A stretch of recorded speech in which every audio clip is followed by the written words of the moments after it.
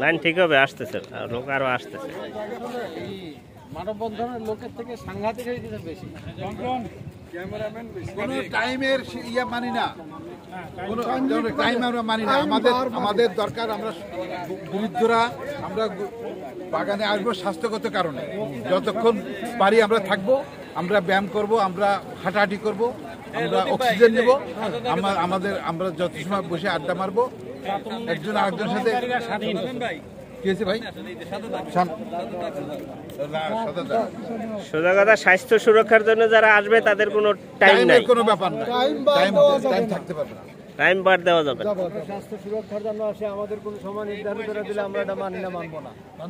না, আমরা এটা মানি না। তীব্র প্রতিবাদ জানাই। আমরা 500 টাকা দেবো, যেই 500 টাকা দিয়ে সেই ইচ্ছা মতো ঢুকবো আর বেরোবো। আমার স্বাধীনতা কাজ আগে নিয়ে করবো।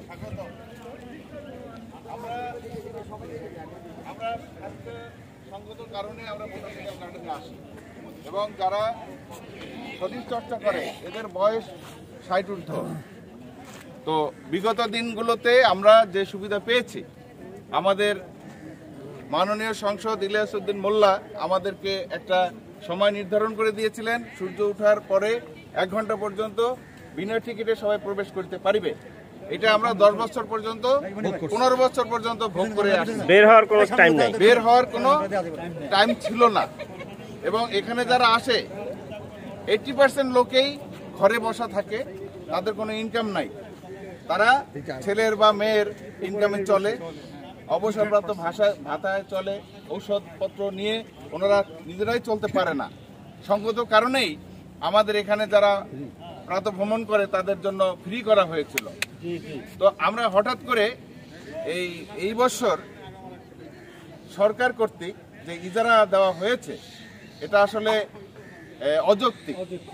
কারণ হলো, সাধারণের টিকিট ছিল 20 টাকা, সেই টিকিট করেছে 100 টাকা, 5 গুণ বাড়াইছে।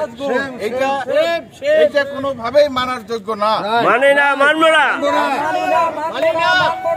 মানলে এটা খুবই অন্যায় হবে। আর এটা আমরা কোনোভাবেই এটা যে সফলতা আসবে এটা আমরা আসতে দিব না। আমরা চাই এটার অতি দ্রুত এটার নতুন করে আবার সরকার বিবেচনায় আনবে, এবং এটা আমাদের আশ্বস্ত করেছে বন ও পরিবেশ মন্ত্রণালয়ের মাননীয় মন্ত্রী বলছেন যে এটা পুনর্বিবেচনা করা হবে। এটা সঠিক হয়নি। আমরা মাননীয় প্রধানমন্ত্রীরও দৃষ্টি আকর্ষণ করছি।